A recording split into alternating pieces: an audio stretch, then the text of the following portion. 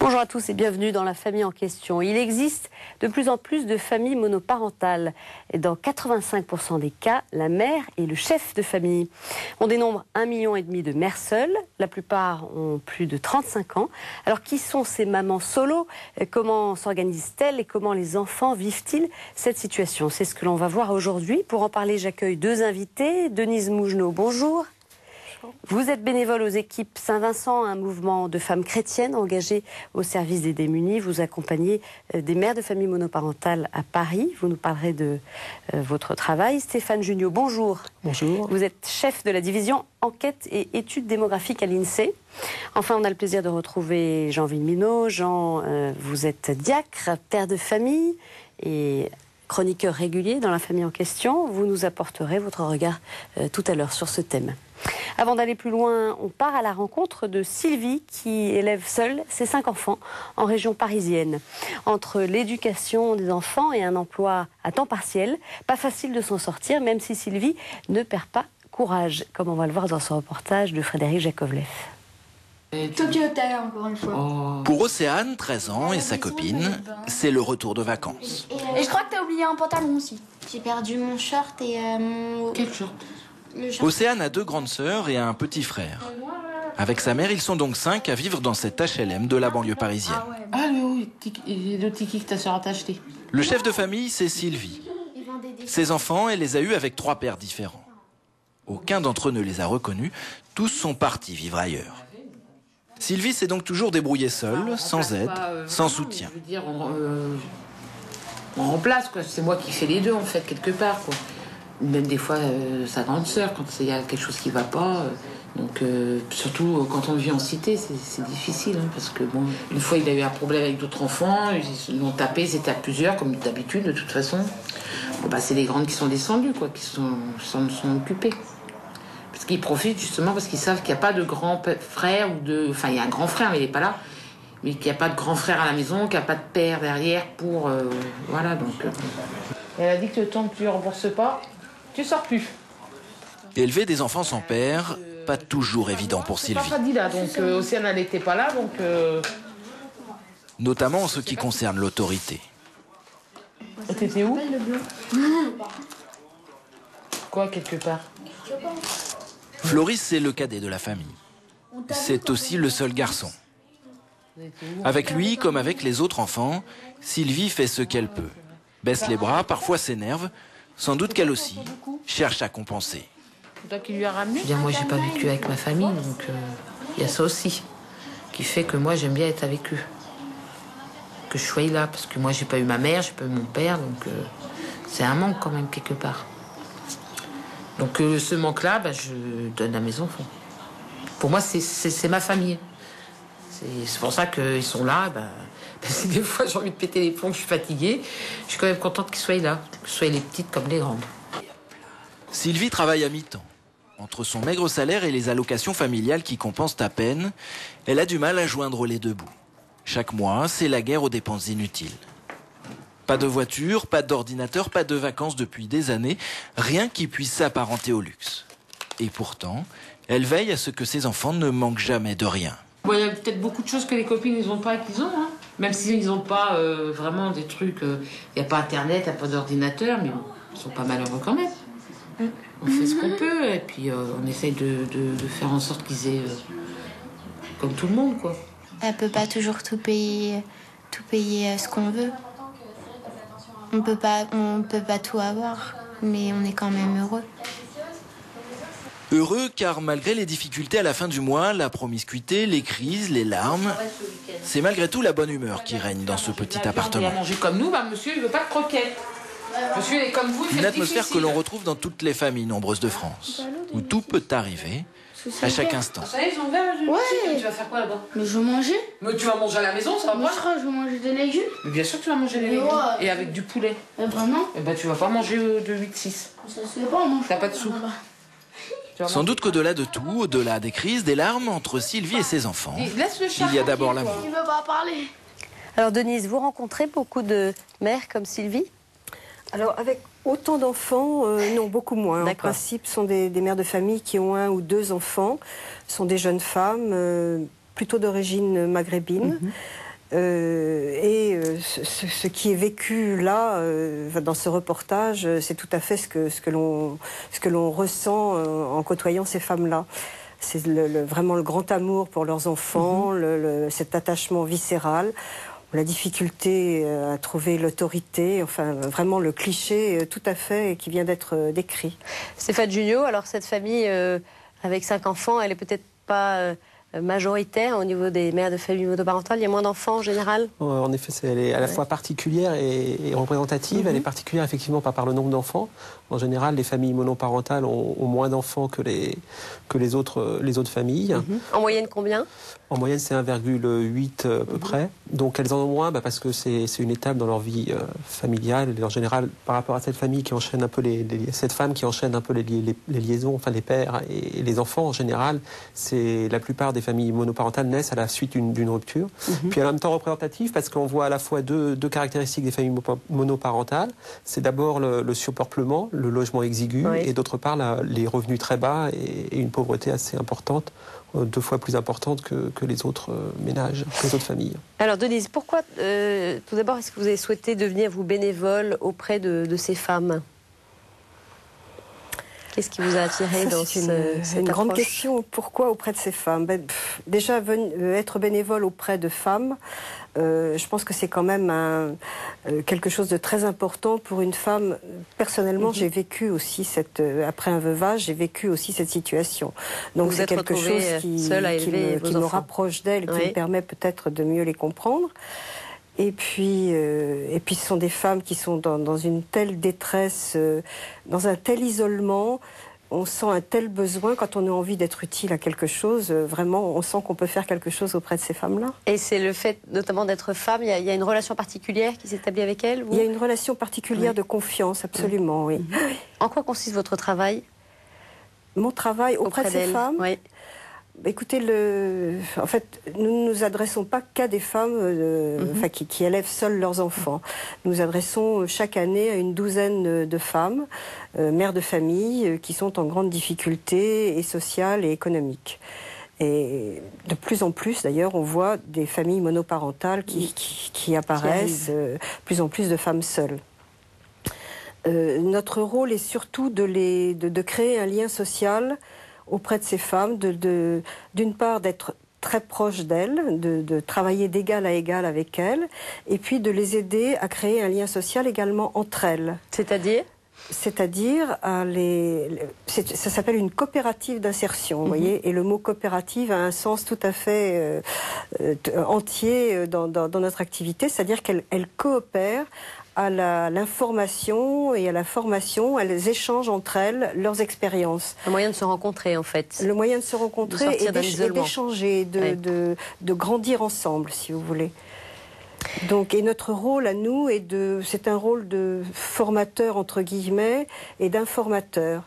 Alors, concrètement, qu'est-ce que vous faites avec ces femmes ? Concrètement, chaque semaine, nous les rencontrons et nous leur donnons des informations sur tout ce qui touche à leur vie quotidienne, des informations, des aides pour gérer leur budget, pour comment prendre un rendez-vous, comment rencontrer l'institutrice des enfants, comment équilibrer l'alimentation des enfants. Et Dieu sait si dans les familles monoparentales, c'est un grand problème, parce que l'enfant ouvre le frigidaire, se sert et prend ce qu'il y a à n'importe quelle heure de la journée. Enfin, tout ça, un petit peu, essayer de reprogrammer tout cela avec elle. Stéphane Junio, quel est le profil de ces mères au vu des études que vous avez pu conduire ? Il y a plusieurs types, on peut dire. Il y a grosso modo il y a des très jeunes, d'une part, vers 20-22 ans, c'est un pic, qui en général n'ont pas connu de vie en couple stable auparavant, avant d'avoir la naissance de leur enfant. Et dans ces cas-là, en général, ce sont des femmes en général moins diplômées, moins qualifiées que la moyenne, qui ont donc beaucoup de difficultés à trouver un emploi sur le marché du travail et qui subissent plus que la moyenne des conditions de vie difficiles et de la pauvreté. Puis ensuite, vers 35-40 ans, c'est des femmes qui arrivent en situation de monoparentalité parce qu'il y a une rupture du couple, un divorce. Et là, ces femmes ont en général un profil un peu plus similaires aux autres femmes qui sont encore en couple. Donc en particulier, elles ont les mêmes qualifications, le même type d'emploi. Professionnel, socio-professionnel, voilà. D'accord. Par contre, comme elles n'ont qu'un revenu pour vivre, elles restent quand même dans des conditions plus précaires en termes de niveau de vie. De manière générale, elles sont quand même dans une situation précaire, ces femmes-là ? Avant tout transfert sociaux ou allocations familiales, grosso modo, il y a 4 familles monoparentales sur 10 qui est sous le seuil de pauvreté, soit 2 fois plus que... C'est beaucoup. Que les couples, que les femmes qui vivent en couple avec enfants. Et après transfert, il en reste encore à peu près 13%, et toujours 2 fois plus que les femmes en couple. Donc ça reste élevé. Alors pourquoi y a-t-il beaucoup plus de femmes seules, de mères seules ? On a dit 85% de ces familles monoparentales sont constituées par des mères de familles monoparentales. Pourquoi ? Auparavant, la majorité auparavant, c'est-à-dire dans les années 60-70, la majorité des cas de femmes de situation monoparentale, c'était suite à un décès, et les hommes ont tendance à mourir un peu plus tôt que les femmes. Maintenant, c'est beaucoup moins vrai, c'est seulement 10% des situations monoparentales qui sont suite à un décès, et donc c'est plutôt lié, comme j'ai dit, à des ruptures de couple, et en France, il y a une tendance c'est plutôt la femme qui garde l'enfant en cas de rupture de couple. Donc c'est plus lié à la garde, l'autorité parentale. De garde.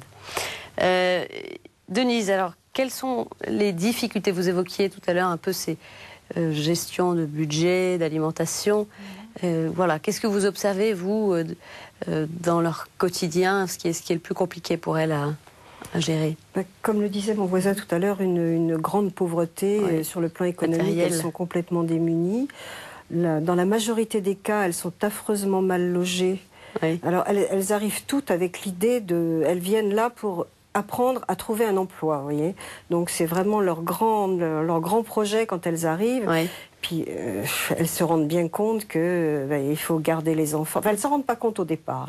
Mais quand on trie un petit peu les problèmes, comment faire garder les enfants, à quel prix, etc. Difficile d'avoir un emploi à temps plein quand il y a des enfants à la maison. Qu'est-ce que vous pouvez faire ? Alors, je peux garder des enfants, oui, mais dans le logement qu'elles ont, ça n'est pas possible. Si elles vont les garder dans les familles, il faut qu'elles soient rentrées à l'heure où leurs enfants, elles...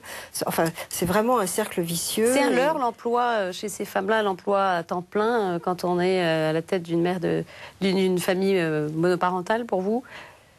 On est toujours sans formation, il ne faut pas rêver à un emploi à temps plein.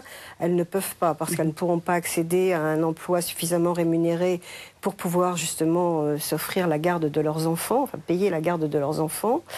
C'est vraiment il y en a qui arrivent, mais c'est vraiment très exceptionnel. Très exceptionnel. Et puis ces femmes aussi doivent jouer le rôle de mère et de père à la fois, Sylvie le disait. Donc il y a la double casquette. Exactement. Et alors la grande difficulté que l'on rencontre, c'est pour l'éducation des enfants, justement du fait de cet attachement viscéral à l'enfant.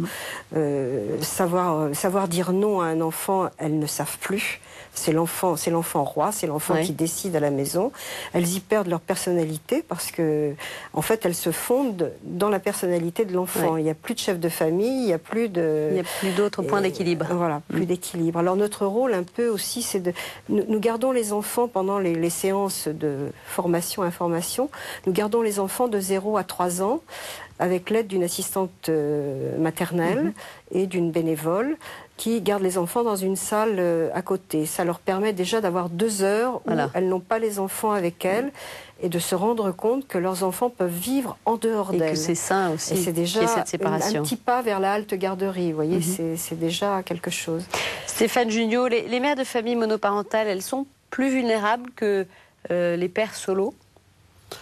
De façon générale, oui, leurs conditions de vie sont un peu plus défavorables. Elles sont moins souvent propriétaires, par exemple, et plus souvent en HLM, et là, nettement plus que la moyenne de la population. Leur revenu est en général plus faible, et notamment les hommes, qui soient pères de famille monoparentale, finalement, comme pères de famille tout court, ils sont plus souvent en emploi et plus souvent à temps complet.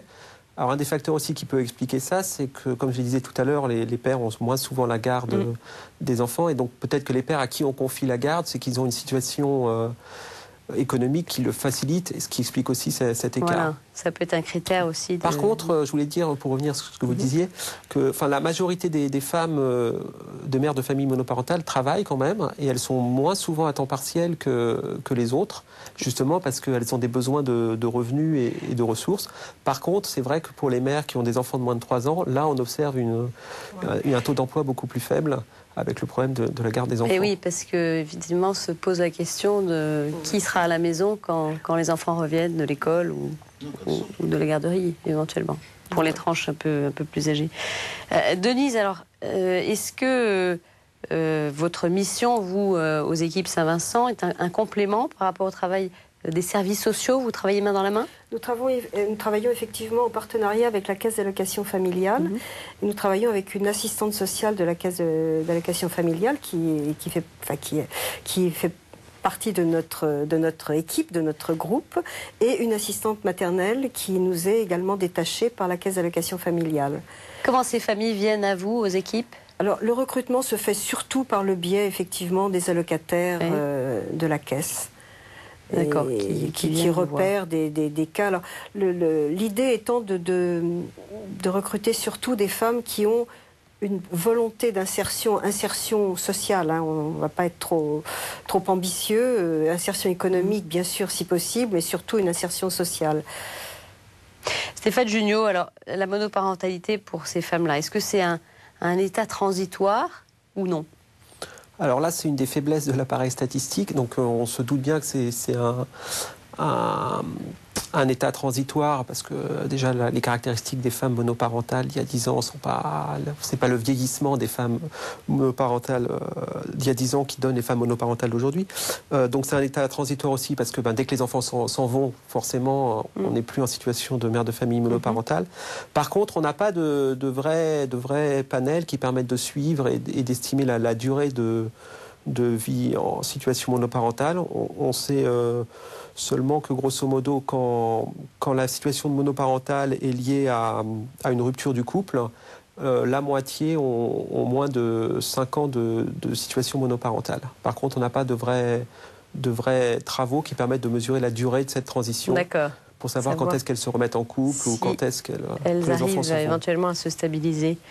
Et Denise, comment ça se passe pour ces enfants élevés par leur mère? Vous parlez du fait que la mère est un peu surinvestie auprès de ses enfants.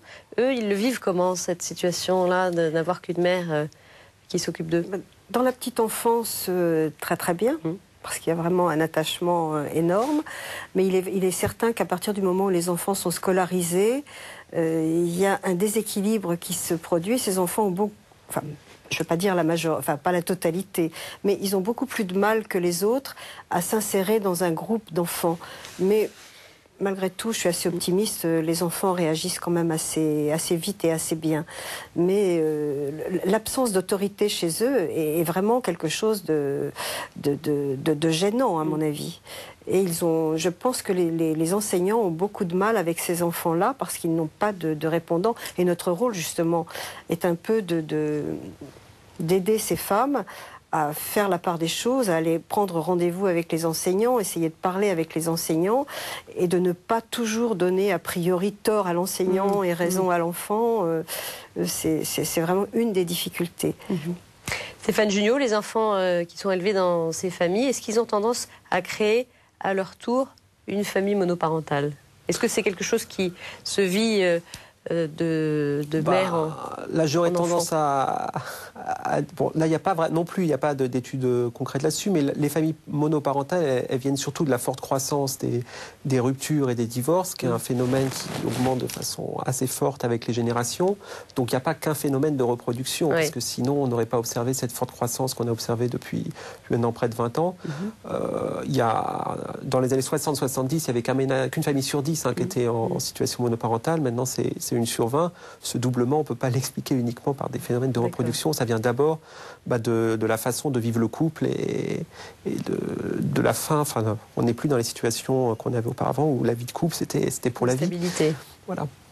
Denise, une question alors sur cette expérience. Qu'est-ce que vous apprenez, vous, au contact de ces mères de famille? Qu'est-ce que j'apprends? J'apprends beaucoup de choses à chaque fois. Je ne sais pas répondre à votre question. En fait, elle m'apporte beaucoup et je ne saurais pas dire ce qu'elle m'apporte, mais peut-être une image de courage peut-être irraisonné, mais vraiment une leçon de courage, oui. Faire face à l'adversité aussi. Oui. Merci à tous les deux de nous avoir rejoints. Alors Jean, vous, quel est votre éclairage sur ce thème? Moi, je vous ai écouté avec énormément d'intérêt. Je pense que ce genre d'émission est extrêmement utile. Parce que j'aurais été incapable de dire qu'il y avait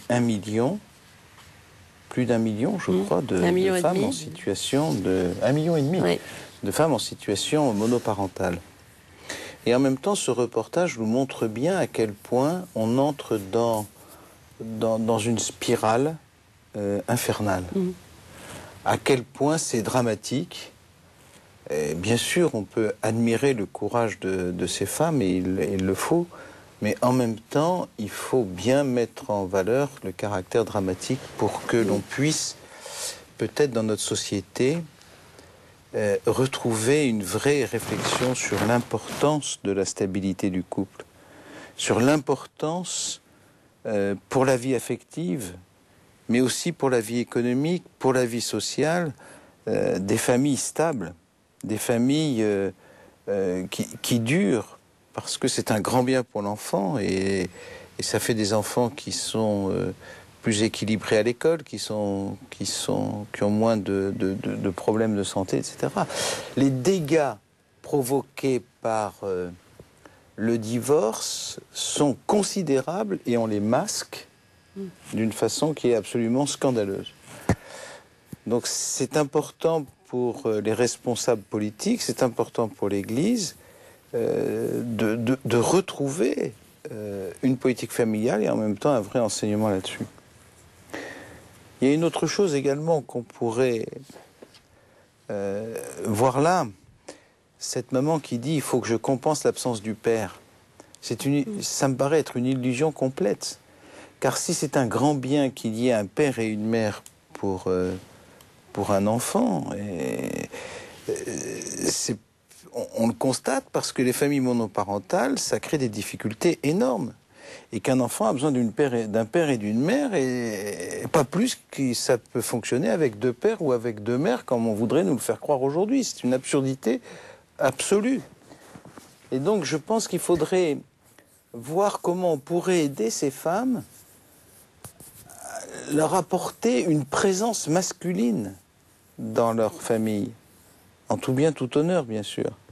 Mais comment une présence masculine qui est absolument indispensable pour le développement. Alors on connaît des cas où effectivement ça peut être un beau-frère, ça peut être un frère qui effectivement apporte son concours, parce qu'une femme ne peut pas prendre la place d'un homme, pas plus qu'un homme ne peut prendre la place d'une femme. Et tant qu'on n'a pas compris ça, on trouvera des solutions qui sont des solutions bâtardes. Peut-être aussi que pour arrêter cette spirale infernale, il y a peut-être un lieu de réflexion très important pour les pouvoirs publics, de voir comment économiquement on peut faire en sorte que cette situation qui est déjà très douloureuse, et il ne s'agit pas de savoir qui est coupable, on s'en fout, c'est pas le propos, il s'agit de sauver, comment est-ce que l'on pourrait faire pour éviter qu'en plus ça s'accroisse d'une difficulté, enfin, c'est ce que vous avez évoqué sur la situation en dessous du seuil de pauvreté est terrifiant. Et on voit pas comment ces gens-là peuvent en sortir malgré toute leur bonne volonté. Donc je crois que là, il y a un enjeu essentiel pour éviter que ça se multiplie.